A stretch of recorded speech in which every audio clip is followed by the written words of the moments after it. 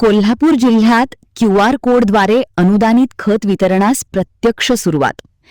केंद्र शासन आणि राज्य शासन यांच्या संयुक्त विद्यमाने राबविण्यात येत असलेल्या framework for fertilizer sale FFFS या पथदर्शी प्रकल्पाअंतर्गत कोल्हापूर जिल्ह्यात क्यूआर कोडद्वारे अनुदानित खत वितरणास प्रत्यक्ष सुरुवात झाली आहे. जिल्ह्यात FFFS प्रकल्पाला उत्स्फूर्त प्रतिसाद मिळाला. राज्यातील केवळ कोल्हापूर आणि छत्रपती संभाजीनगर या 2 जिल्ह्यांमध्ये हा प्रकल्प प्रायोगिक तत्वावर राबविण्यात आला आहे.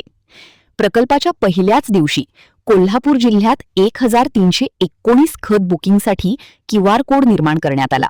त्यानंतर प्रत्यक्ष खत वितरण प्रक्रिया सुरू करण्यात आली.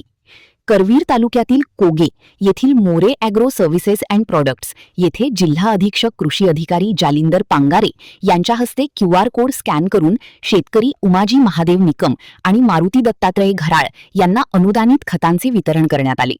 शेतकऱ्यांनी या सुविधेचा अधिकाधिक लाभ घ्यावा असे आवाहन जिल्हा अधीक्षक कृषी अधिकारी जालिंदर पांगारे यांनी केले.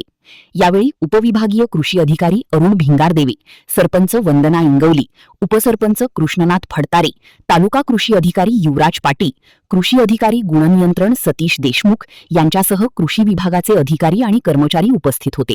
महान कार्य न्यूजसाठी सुभाष गायकवाड, कोल्हापूर.